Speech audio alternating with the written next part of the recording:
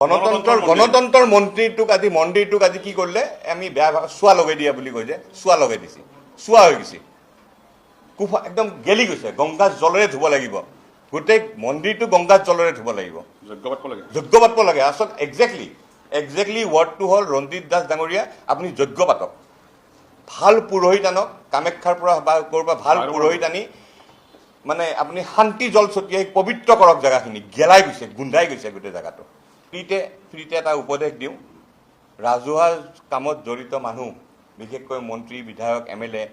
IAS, IPS, পৰাপক্ষত বেলেগৰ সংসাৰৰ পৰা অলপ দূৰত থকাই ভাল। অসম ভৱনত কাজিয়া লাগি কাৰোবাৰ ঘনীয়েকে কাৰোবাক চুলি ছিঙিলে, চেণ্ডেল দি কোবালে, দি পেলাই সেই ছোৱালী যে হোটেলত থাকিলে, সেই হোটেলৰ পৰা পুষ্পক ট্ৰেভেলছৰ বিলবিলাক কিয় আহে? আমাৰ যিজন আগৰ স্পীকাৰ বিশ্বজিৎ দৈমাৰী, মানে হাৰ্টথ্ৰব শব্দটো মই ব্যৱহাৰ নকৰোঁ, কিন্তু ছুপাৰষ্টাৰ, এই ছুপাৰষ্টাৰজনে এখন ভেনিটি ভেনত ঘূৰিছিলে। এই ভেনিটি ভেনৰ ফটোখন আজি আমি ৰাতিপুৱা আনিছোঁ। এই ভেনিটি ভেনখন আজি নাই। এই ভেনিটি ভেনখন এতিয়া জংঘলত জাবৰৰ মাজত সোমাই আছে। ক'ত সোমাই আছে? এই মাধৱ ডেকা য'ত থাকে, এই ঠিকাদাৰজনৰ তাতে আছে। মাধৱ ডেকা কোন হয়? তেওঁৰ এটা পুৰণা আৰ্মিৰ লিংক আছে। আৰু এই ভেনিটি ভেনখন চৰকাৰে কিনা নাই, আৰ্মিৰ ফালৰ পৰা গিফ্ট লৈছিলে। ক'ত গ'লে ভেনিটি ভেনখন? আজি নাই। আমাৰ ছুপাৰষ্টাৰ আজিকালি ভেনিটি ভেনত নুঘূৰে। বিশ্বজিৎ দৈমাৰী ডাঙৰীয়াই বিদেশ ভ্ৰমণ কৰিছে 32 বাৰ। কাক লৈ গৈছে সেইটো পাছপৰ্ট চালে গম পাব। বিদেশ ভ্ৰমণ কৰক, আমাৰ আপত্তি নাই, কৰিব পাৰে। ৰাইজৰ পইচাৰে কিয় কৰিব? আৰু আমি যদি এই বিদেশ ভ্ৰমণৰ পৰা গোটেই তথ্য আজি যিখিনি মই বা আমাৰ ধ্ৰুৱ তালুকদাৰে যিখিনি কথা ক'ম, এই কথাখিনি যদি মিছা হয়, এই পুষ্পক ট্ৰেভেলছত গৈ সুধিলে হ'ল। এইটো পুষ্পক ট্ৰেভেলছৰ ফাইল। গোটেই কাৰবাৰটো পুষ্পক ট্ৰেভেলছৰ পৰা হৈ আছে। সচিবালয়ত হৈছে কি? আমি যেতিয়া 90 দশকত যাওঁ, তেতিয়া অসম সচিবালয়ত এনেকুৱা আছিলে, ভালপোৱা আছিলে, প্ৰেম আছিলে, আৱেগ আছিলে, অভিমান আছিলে, এনেকুৱা আছিলে। আৰু সেই অসম সচিবালয়ৰ পৰাই প্ৰেমৰ সৃষ্টি হৈছিলে। এজন জাতীয় নেতাৰ কাহিনী আমি যদি ক'ব, 90 দশকৰ কাহিনী আমি জানোৱেই, চবেই জানে কি হৈছিলে তেতিয়া। এই প্ৰেম, ভালপোৱা যায়, গৃহকন্দল হ'ল, মন্দিৰত চুলি হ'ল, মাৰপিট হ'ল, তেনেকুৱা। আৰু আজিৰ অসম বিধানসভাটো এই একেই, কিন্তু এতিয়া আৱেগ নাই, প্ৰেম নাই, ভালপোৱা নাই, চুলি নাই, কাজিয়া নাই। এতিয়া আছে UCC কাৰবাৰ চলি আছে। বিদেশ ভ্ৰমণত যায়, ক'ৰবাত জয়পুৰত গৈ কাৰোবাৰ ঘনীয়েকে যায় ধৰে, আছাম হাউচত ধৰে, তো বেবিচাৰী এটা কাৰবাৰ। তো গণতন্ত্ৰৰ মন্দিৰ এতিয়া দুৰ্নীতিত পৰিণত হৈছে, UCCলৈ গৈছে। UCC বুলি ক'লে চবেই আমি গম পাওঁ, বৰ্তমান খুব চৰ্চাত আছে। হোমেন বৰুৱা, অন্তিমা দেউৰা চেৰাউগী, দুলাল পেগু আৰু দীৰ্ঘা বৰুৱা, এওঁলোক হ'ল মেইন কালপ্ৰিট, যোনে গোটেই সচিবালয়টো কলংকিত কৰিছে। আমি এতিয়া ক'বলৈ যাব লাগিব, প্ৰথম মই আৰম্ভতে কওঁ, আমি 3জন ঠিকাদাৰৰ নাম ল'ব লাগিব। এজন হ'ল মাধৱ ডেকাৰ সম্পত্তিৰ কথা যদি আমি ক'ব যাওঁ, উষা কোৰ্টত কাষত এটা বিল্ডিং আছে, ছিকিমত সম্পত্তি আছে, ত্ৰিপুৰাত আছে, গণেশগুৰি লক্ষ্মী হোটেলৰ কাষত আছে। এই মাধৱ ডেকাৰ কেৰেক্টাৰটো অলপ বেলেগ ধৰণৰ কেৰেক্টাৰ। ইয়াতে এজন পাম আমি সুন্দৰ নাথ মিশ্ৰ, আৰু এজন হ'ল গৌতম বড়ো। এওঁলোকে কি কৰে, 5 কোটি টকাৰ যদি কাম কৰে, বিল দেখায় 20 কোটিৰ, 25 কোটিৰ। আমাৰ যিজন আগৰ স্পীকাৰ বিশ্বজিৎ দৈমাৰী, মানে হাৰ্টথ্ৰব শব্দটো মই ব্যৱহাৰ নকৰোঁ, কিন্তু ছুপাৰষ্টাৰ,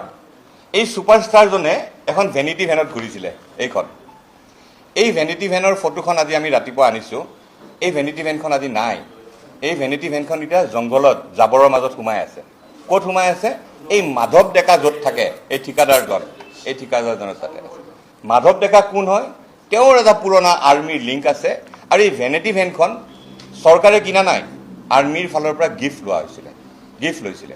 ক'ত গ'লে ভেনিটি ভেনখন? আজি নাই। আমাৰ ছুপাৰষ্টাৰ আজিকালি ভেনিটি ভেনত নুঘূৰে। এতিয়া কথাটো হ'ল যে বিশ্বজিৎ দৈমাৰী ডাঙৰীয়াই বিদেশ ভ্ৰমণ কৰিছে 32 বাৰ। কাক লৈ গৈছে সেইটো পাছপৰ্ট চালে গম পাব। বিদেশ ভ্ৰমণ কৰক, আমাৰ আপত্তি নাই, কৰিব পাৰে। ৰাইজৰ পইচাৰে কিয় কৰিব? আৰু আমি যদি এই বিদেশ ভ্ৰমণৰ পৰা গোটেই তথ্য আজি যিখিনি মই বা আমাৰ ধ্ৰুৱ তালুকদাৰ যিখিনি কথা ক'ম এই কথাখিনি যদি মিছা হয় এই পুষ্পক ট্ৰেভেলছত গৈ সুধিলে হ'ল এইটো পুষ্পক ট্ৰেভেলছৰ ফাইল গোটেই কাৰবাৰটো পুষ্পক ট্ৰেভেলছৰ পৰা হৈ আছে দ্বিতীয়তে হ'ল আকৌ মই ৰঞ্জিত দাস ডাঙৰীয়াক অনুৰোধ ধন্যবাদ জনাইছোঁ আমি আজি প্ৰেছ কনফাৰেন্সৰ যিখন প্ৰেছ ৰিলিজ সেইখনেই ডাটা ৰঞ্জিত দাস ডাঙৰীয়াই এতিয়া ইয়াৰ পৰা এটা এটাকৈ ডাটাখিনি ওলালে হ'ল এনকুৱাৰী কৰিলে হ'ল গোটেই তথ্য ওলাব আৰু ৰঞ্জিত দাস ডাঙৰীয়াই যদি তদন্ত আৰম্ভ কৰে ইয়াৰ পিছৰ পৰ্যায়ত আমি আৰু ডাটা দিবলৈ আমি সাজু আছোঁ বাকী আমাৰ ধ্ৰুৱ তালুকদাৰে ক'ব গোটেইখিনি কোকৰাঝাৰ BTID হাগ্ৰাম্বা মহিলাৰীৰ ছেকেণ্ড টাৰ্মটোৰ সময়ত এই বিশ্বজিৎ দৈমাৰী আৰু হোমেন বৰুৱাই লটাৰী স্কেম এটা কৰিছে গভৰ্ণৰৰ পৰা পাৰ্মিশ্যন লোৱা বুলি এখন ফেক কাগজ ওলাই তেওঁলোকে লটাৰীৰ খেলা পাতিছিলে আৰু কি কৰে লটাৰী খেলাটোত তেহঁতেই কেছ দিয়ে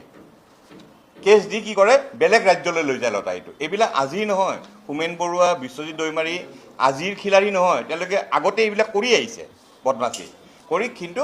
মানুহৰ আৱেগক লৈ খেলি জনজাতিৰ মুখখন লৈ তেওঁ ডিস্পুট আহি পেলাই বদমাচিনি কৰিলে আৰম্ভ কৰিলে এতিয়া কথাটো হ'ল ৰঞ্জিত দাস ডাঙৰীয়া আমাৰো আমি আৰু প্ৰেছ মিট দি থাকিব আমাৰো ইচ্ছা নাই যিখিনি হাতত আমাৰ তথ্য আছে আমি ৰঞ্জিত দাস ডাঙৰীয়াক দিলোঁ বিদেশ ভ্ৰমণৰ ক্ষেত্ৰত এজন মানুহ বিশ্বজিৎ দৈমাৰী ডাঙৰীয়াই 32 বাৰ নে 34 বাৰ বিদেশত গৈছে এগৰাকী বিষয় 36 টাইমছ গৈছে 36 টাইমছ নৰেন্দ্ৰ মোদী ডাঙৰীয়াও চাগে 5 বছৰত ইমান যোৱা নাই তেওঁ যিমান গৈছে যাব পাৰে আমাৰ আপত্তি নাই যাব পাৰে কিন্তু গৈছে ৰাইজৰ পইচা লৈ 90 দশকৰ বিধানসভা প্ৰেম ভালপোৱা আৱেগ আৰু আজিৰ বিধানসভাৰ প্ৰেম ভালপোৱা নাই এতিয়া UCC আছে মই আগতে কৈছোঁ এতিয়া কথাটো হ'ল যে ৰঞ্জিত দাস ডাঙৰীয়াই একশ্যন আৰম্ভ কৰক আমি তথ্য দিয়া আৰম্ভ কৰিম আমি তথ্য দি যাম কোন কোন দেশত গৈছে কাৰ লগত গৈছে গোটেই আৰু আমি ক'ব নালাগে পাছপৰ্টবিলাক চালেই হ'ল পুষ্পকে ক'ব পুষ্পক ট্ৰেভেলছে ক'ব নহয় পুষ্পক ট্ৰেভেলছ দিলোঁতো আমি আমাৰ হাতত পুষ্পক ট্ৰেভেলছৰ ফাইল আছে আমি আপোনালোকক নিদিওঁ বিলখিনি আমি এইখিনি ৰঞ্জিত দাস ডাঙৰীয়াক দিম এই বিলখিনি পুষ্পক ট্ৰেভেলছৰ কিয় দিল্লীৰ অসম ভৱনত কাজিয়া লাগি কাৰোবাৰ ঘনীয়েকে কাৰোবাক চুলি ছিঙিলে চেণ্ডেল দি কোবালে দি পেলাই সেই ছোৱালী যে হোটেলত থাকিলে সেই হোটেলৰ পৰা পুষ্পক ট্ৰেভেলছৰ বিলবিলাক কিয় আহে তো বহুত কাহিনী সেইকাৰণে কৈছোঁ গেলাই দিছে আমি ভবা নাছিলোঁ আচলতে এইটো হ'ল কি যে বিজেপি চৰকাৰৰ যোৱা 5টা বছৰত ইমান লেতেৰা যে আছিল কাৰবাৰ আছিলে এতিয়া এটা বিধানসভাত এটা এটাকৈ ওলাব ধৰিছে এটা এটাকৈ আমি জানো তো ফ্ৰীতে এটা উপদেশ দিওঁ ৰাজহুৱা কামত জড়িত মানুহ বিশেষকৈ মন্ত্ৰী বিধায়ক MLA IAS IPS পৰাপক্ষত বেলেগৰ সংসাৰৰ পৰা অলপ দূৰত থকাই ভাল এইটো এটা ফ্ৰীতে এডভাইচ দিলোঁ আৰু নকওঁ আৰু সৰু মানুহ এইবিলাকত আমি নাজানো নাই যদি সেইটো আমি নাজানো সেইটো আমি ক'ব সেইটো মুখ্যমন্ত্ৰীৰ এখতিয়াৰৰ কথা আমি খুব সৰু মানুহ আমাৰ আৱেগত লাগিছে আমাৰ কথাখিনি আমাৰ দুখ লাগিছে কিয় লাগিছে প্ৰথম চকীখনত বহুতে নাই নাই চাওক প্ৰথম চকীখনত বহিয়ে তেখেতে যিটো কথা ক'লে বিশ্বজিৎ দৈমাৰীয়ে মই হোটেলত কাম কৰি অহা সেইটোত আজি ধ্ৰুৱ কিয় উত্তেজিত হ'ল আমি কিয় উত্তেজিত হ'লোঁ আজি আমি আগতেতো এনেকৈ উত্তেজিত হৈ প্ৰেছ কনফাৰেন্স দিয়া নাছিলোঁ আজি আমাৰ গাত লাগিছে নহয় এটা মন্দিৰ গণতন্ত্ৰৰ মন্দিৰটোক আজি কি কৰিলে আমি বেয়া চোৱা লগাই দিয়া বুলি কৈ যে চোৱা লগাই দিছে চোৱা হৈ গৈছে একদম গেলি গৈছে গংগাৰ জলেৰে ধুব লাগিব গোটেই মন্দিৰটো গংগাৰ জলেৰে ধুব লাগিব যজ্ঞ পাতিব লাগে আচলতে একজেক্টলি ৱৰ্ডটো হ'ল ৰঞ্জিত দাস ডাঙৰীয়া আপুনি যজ্ঞ পাতক ভাল পুৰোহিত আনক কামাখ্যাৰ পৰা বা ক'ৰবাৰ ভাল পুৰোহিত আনি মানে আপুনি শান্তি জল ছটিয়াই পবিত্ৰ কৰক জেগাখিনি গেলাই গৈছে গোন্ধাই গৈছে গোটেই জেগাটো আৰু ক'ব লগা আছে কম পিছলৈ আজি এইখিনি দিলোঁ বহুত তথ্য দিলোঁ আজি আমি ৰঞ্জিত দাস ডাঙৰীয়া আপোনাক হাতযোৰ কৰি অনুৰোধ কৰিছোঁ আপুনি তদন্ত কৰক শাস্তি দিয়া বিশেষকৈ হোমেন বৰুৱাহঁতৰ নিচিনা মানুহক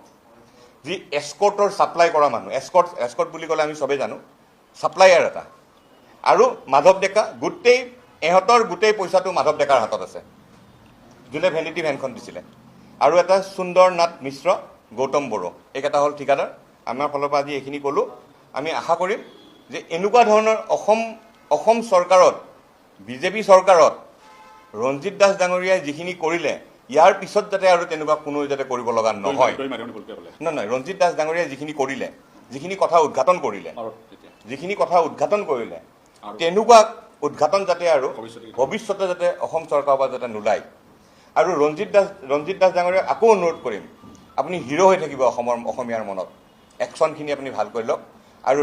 আৰু কি বিশ্বজিৎ দৈমাৰীৰ নিচিনা মানুহ যাতে অসমত যাতে আৰু দ্বিতীয় নোলায় তামিলনাডুৰ মুখ্যমন্ত্ৰী বিজয় থালাপতিয়ে তিনিগৰাকী উচ্চ পদস্থ IPS IGP পদৰ বিষয়াক হাঁহি হাঁহি সংবাদমেল সম্বোধন কৰাৰ বাবে ছাছপেণ্ড কৰিলে কিন্তু আমাৰ অসমত জনহিতাৰ্থে জনসেৱাৰ্থে যিসকলক আত্মসমৰ্পণ কৰি থকা বুলি কয়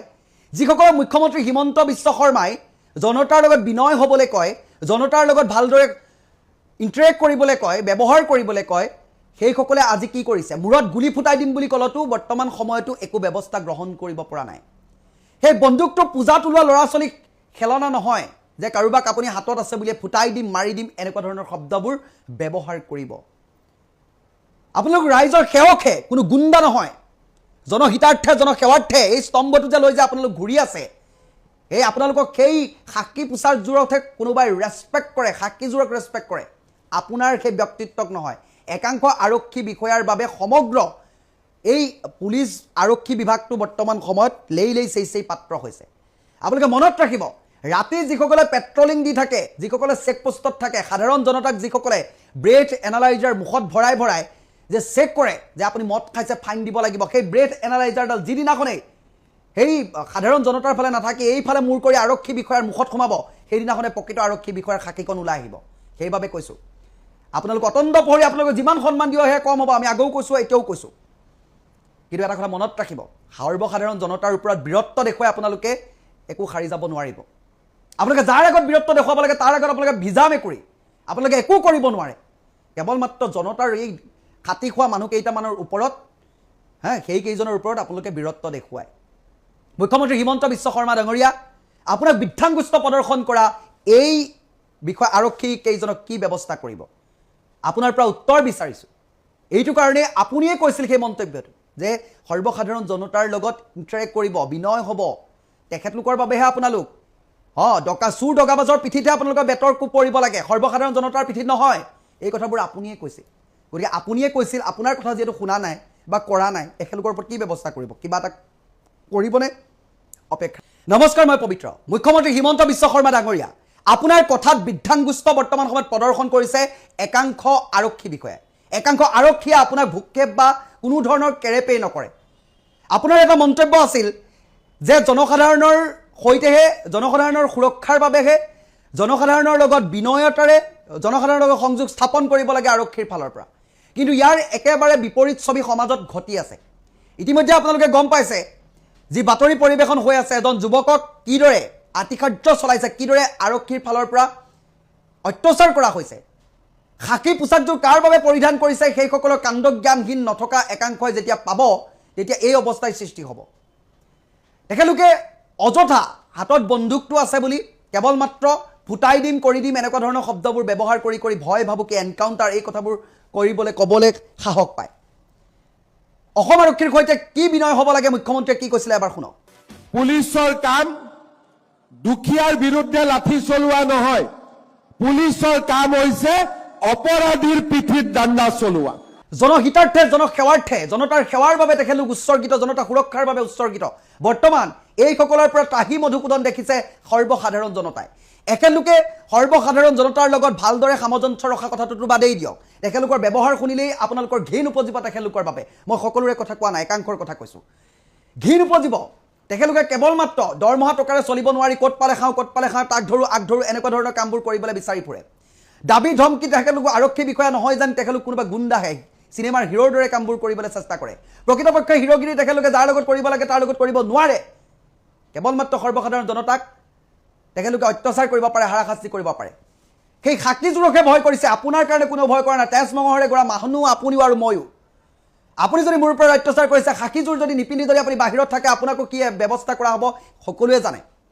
কিন্তু আইনৰ ৰক্ষকসকলক আমি কিদৰে ৰেছপেক্ট কৰিব লাগে সেই কথাটো সাধাৰণ জনতাই জানে কিন্তু আইনৰ ৰক্ষকসকলে সেই কথাটো নাজানে একাংশই কেৱল মাত্ৰ সৰ্বসাধাৰণ জনতাক অত্যাচাৰ আমাৰ কথাবোৰ বাদেই দিয়ক মুখ্যমন্ত্ৰী হিমন্ত বিশ্ব শৰ্মাৰ কথাই গুৰুত্ব নিদিয়ে জনতাৰ লগত কিদৰে কথা পাতিব লাগে কেৱল মাত্ৰ মুখ্যমন্ত্ৰীয়ে ভাষণ দিলে সেই আৰক্ষী বিষয়াসকলে শুনিলে তেখেতলোকে শপত গ্ৰহণ কৰিলে আমি এনেকুৱা কৰিম বুলি তাৰপিছত চব ফটোকাৰ ফেন আকৌ একেই প্ৰদৰ্শন যদি চিচিটিভি কেমেৰাটো নাথাকিলে হয় তেতিয়া কি হ'ল এই ব্যৱস্থাটো মুখ্যমন্ত্ৰী হিমন্ত বিশ্ব শৰ্মা ডাঙৰীয়া এই কথাবোৰতো গুৰুত্ব দিয়াটো অত্যন্ত প্ৰয়োজন একাংশ আৰক্ষী বিষয়া ইমান অধপতনে যোৱা হৈছে ৰাইজৰ টকাৰে টেক্সৰ পইচাৰে গৈ মেলি সংঘবদ্ধ হৈ তেখেতলোকৰ সেই ব্যৱস্থাটো হৈছেগৈ চৰকাৰী চাকৰি এটা পাইছেগৈ জনহিতাৰ্থে জনসেৱাৰ্থে এটা স্তম্ভ লৈ তেখেতলোকে জনতাকে অত্যাচাৰ কৰিবলৈ উঠি পৰি লাগিছে এইখিনি সময়ত আপোনালোকে মৌনব্ৰত পালন নকৰিব আৰক্ষী হয় গুণ্ডা নহয় জনতাৰ সেৱক হয় আপুনি কোনো ধৰণৰ চিনেমাৰ হিৰো নহয় কথাটো মনত ৰাখিব যিদিনাখনৰ পৰাই আনক যেন মুখত যে পাইপ ভৰাই থাকে এখেতলোকৰ ওপৰত যেতিয়া ৰাতি পাইপ ভৰোৱা হ'ব উল্টাই সেইদিনাখনে খাকী পোছাকৰ প্ৰকৃত ছবিখন পোহৰলৈ আহিব ৰাজপথত যে কেতিয়াবা চেকপোষ্ট বহাই বহাই একাংশ আৰক্ষী বিষয়াই যে মুখত পাইপ ভৰাই ব্ৰেথ এনালাইজাৰডাল ভৰাই ভৰাই যে মানুহবোৰক চেক কৰে সাধাৰণ জনতাক মদ খোৱাৰ বাবে যে ফাইন কাটে কিবা কৰে সেই ব্ৰেথ এনালাইজাৰডাল এইফালে নকৰি যেতিয়া এনেকৈ ঘূৰি যাব সেইদিনাখনে বহুত আৰক্ষী বিষয়াৰ প্ৰকৃত খাকীখন ওলাই আহিব মই ডিছৰেচপেক্ট কৰিবলৈ কোৱা নাই আৰক্ষী বিষয়াসকলক নমন তেখেতলোকে আমাৰ বাবে ৰাতিদিন একাকাৰ কৰি কৰি কাম কৰি আছে সমাজৰ বাবে কাম কৰিছে বুলি আমি ভাবিছোঁ অতন্দ্ৰ প্ৰহৰী আপোনালোকক যি সন্মানেৰে বিভূষিত কৰোঁ সেয়াও কম হ'ব কিন্তু আপোনালোকৰ একাংশৰ কিছুমান কৰ্মকাণ্ডৰ বাবে সমগ্ৰ আৰক্ষী বিভাগটো বৰ্তমান সময়ত লেইলেই চেই পাত্ৰ হৈছে এইসকলৰ ওপৰত কঠোৰ ব্যৱস্থা কৰক বিজয় থালাপতিয়ে 3 গৰাকী উচ্চপদস্থ IPS IGP পদবীৰ দৰে বিষয়াক হাঁহি হাঁহি সংবাদমেল সম্বোধন কৰাৰ বাবেই ছাছপেণ্ড কৰিছে আমাৰ অসমত মাৰি দিম বুলি কোৱাৰ পাছতো একো কৰিব পৰা নাই মুখ্যমন্ত্ৰী হিমন্ত বিশ্ব শৰ্মা ডাঙৰীয়া ইয়াৰ ওপৰত কিবা ব্যৱস্থা গ্ৰহণ কৰিবনে আমি অপেক্ষাৰত আপোনাৰ ৰঞ্জিত দাসক হিমন্ত বিশ্ব শৰ্মাই বেয়া পায় কেলে বেয়া পায় আকৌ ৰঞ্জিত দাসে নিজে ভাবে যে তেওঁ পুৰণি বিজেপি গতিকে চান্স পালে তেওঁ নিজে চিফ মিনিষ্টাৰ হ'ব লাগে ৰঞ্জিত দাস ডাঙৰীয়াৰ যদি ন্যূনতম লাজ চৰম সন্মান বুলি কিবা বস্তু আছে তেতিয়াহ'লে তেওঁ অধ্যক্ষৰ পদটো এৰি দিয়ক আৰু তেওঁ আকৌ মন্ত্ৰী হওক আকৌ পইচা খাওক ৰঞ্জিত দাস ডাঙৰীয়া মানে এম্পায়াৰ নহয় নিজে এজন ক্ৰিকেটাৰত নিজে এজন খেলুৱৈত পৰিণত হৈছে ধৰক আপোনাৰ অষ্ট্ৰেলিয়া আৰু ইণ্ডিয়াৰ ক্ৰিকেট খেল হৈছে অষ্ট্ৰেলিয়াৰো জাৰ্চি বেলেগ ইণ্ডিয়াৰো জাৰ্চি বেলেগ এম্পায়াৰে কেতিয়াও না ইণ্ডিয়াৰ জাৰ্চি পিন্ধিব না অষ্ট্ৰেলিয়াৰ জাৰ্চি পিন্ধিব কিন্তু আমাৰ ৰঞ্জিত দাস ডাঙৰীয়াই এম্পায়াৰ হ'ল গাৰ্জেন অফ দ্য হাউচ হৈ তেওঁ এতিয়া বিজেপিৰ জাৰ্চিটো পিন্ধি লৈছে গেৰুৱা জাৰ্চিটো সেইকাৰণে আমাৰ বিধানসভাখন সম্পূৰ্ণৰূপে এতিয়া গেৰুৱাকৰণ কৰিবৰ কাৰণে ৰঞ্জিত দাসে লাগি থকা আমি দেখিবলৈ পাইছোঁ ৰঞ্জিত দাস ডাঙৰীয়াই কৈছে কালি মই শুনিলোঁ বাতৰিত যে মোক কৈছে যে ভাৰতবৰ্ষৰ সংবিধানৰ আৰ্টিকুল 173 আৰু 194টো মই পঢ়ি চাব লাগে ভাৰতৰ সংবিধানখন মই মোটামুটি কলেজৰ বয়সৰ পৰাই মুখস্থ ৰাখিছোঁ মই সদায় ছ'চিয়েল ষ্টাডিজত আৰু পলিটিকেল ছায়েন্সত ভাল ষ্টুডেণ্টেই আছিলোঁ সেইকাৰণে মই ভাৰতৰ সংবিধানৰ বিষয়ে জানো পঢ়া শুনা কৰোঁ তেখেতে অৱশ্যে সেইটোক আৰ্টিকুল কয় নে অনুচ্ছেদ কয় সেইটো কোৱাতহে অকণমান ভুলকৈ কৈছে 174 194 173 এইবিলাক কথা কওঁতে তেওঁহে খালি অলপ অনুচ্ছেদ হ'বনে কিবা শব্দ এটা কৈছে তেওঁ যিটো আৰ্টিকুল বুলি কয় অসমীয়াত অনুচ্ছেদ বুলি কয় সেইটোক তেওঁ ভুলভাৱে কৈছে এতিয়া 178 যিটো আমাৰ আৰ্টিকুল 178 আৰ্টিকুলটোত স্পীকাৰ আৰু ডেপুটি স্পীকাৰৰ এপইণ্টমেণ্টৰ কথাহে লিখা আছে তাত স্পীকাৰে বিজেপিৰ হৈ মাত মাতিব লাগিবনে নাই বা নালাগিব সেই কথা লিখা নাই সেই কথাটো খাটাং আৰ্টিকুল 194ত বিধানসভাৰ সদস্যসকলৰ কথা লেজিছলেটাৰ সকলৰ কথাহে লিখা আছে সকলো সদস্যৰ বিষয়ে তাতো স্পীকাৰৰ কিবা স্পেচিয়েল ডিউটি বা কৰ্তব্য সম্পৰ্কে লিখা নাই 178তো নাই আৰু 194তো নাই কিন্তু ভাৰতৰ সংবিধানৰ 10 শিডিউলত অতি স্পষ্টকৈ লিখা আছে যে যদিহে কোনো স্পীকাৰে নিৰপেক্ষতাৰ স্বাৰ্থত তেওঁ যি দলৰ পৰা জয়ী হৈ আহে সেই দলৰ পৰা বিধায়কৰ পদ ত্যাগ কৰে তেতিয়াহ'লে সেই সমষ্টিত পুনৰ নিৰ্বাচন নহ'ব, তেওঁ বিধায়ক হৈ থাকিব পাৰিব। তাৰমানে ভাৰতৰ সংবিধানৰ স্পিৰিটটো কি? ভাৰতৰ সংবিধানৰ স্পিৰিটটো হ'ল যে স্পীকাৰে সদায় এম্পায়াৰৰ ৰোল প্লে' কৰিব লাগিব, স্পীকাৰে সদায় দল নিৰপেক্ষতাৰ ৰোল প্লে' কৰিব লাগিব। আৰু এনেকৈ দল নিৰপেক্ষতাৰ ৰোল প্লে' কৰিবলৈ যাওঁতে, দল নিৰপেক্ষ ভূমিকা তেওঁ পালন কৰোঁতে যদি তেওঁ বিধায়কৰ পদ বিজেপি দলৰ পৰা বিধায়কৰ পদ ত্যাগ কৰি দিয়ে বা যিকোনো দলৰ পৰা বিধায়কৰ পদ ত্যাগ কৰি দিয়ে, তথাপি তেওঁ বিধায়কেই হৈ থাকিব। সেই দলৰ পৰা ৰিজাইন কৰিলেও তেওঁৰ বিধায়ক হৈ থাকিব। যোৱাবাৰে এজন যথেষ্ট গণ্ডগোলীয়া বিধায়ক স্পীকাৰ পাইছিলোঁ, বিশ্বজিৎ দৈমাৰী। তেওঁৰ উৎপাততে থাকিব নোৱাৰা অৱস্থা হৈছিলে। এইবাৰ এনেকুৱা এজন স্পীকাৰ পালোঁ যিজনে যেতিয়া চৰকাৰী পক্ষৰ বিধায়কবিলাকে বিজেপিৰ পক্ষৰ বিধায়কবিলাকে কথা কৈ থাকে, তেওঁ হাঁহি হাঁহি সমৰ্থন কৰে। মোৰ দুপৰীয়াই তেওঁ ছাপোৰ্ট দিয়ে আৰু টেবুলত ঢকিয়াই